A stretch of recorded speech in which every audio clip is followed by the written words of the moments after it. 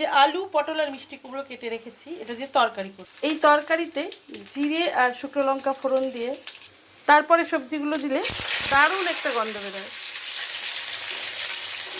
আর মিষ্টি কুমড়ো দিলে চিনি লাস্টে না দিলেও হয়, মানে একটু মিষ্টি মিষ্টি হয়, এই জন্য চিনি না দিলেও হয়। তো আমি তো এইভাবে করি। আর একটু জিরের গুঁড়ো আর একটু কাঁচা লঙ্কা দিয়েছি, অপূর্ব হয় খেতে। যদি জিরে আর শুকনো লঙ্কার যে ফোড়নের গন্ধটা, এতেই দারুণ হয় তরকারিটা। নুন হলুদ দিয়ে ভেজে নিচ্ছি।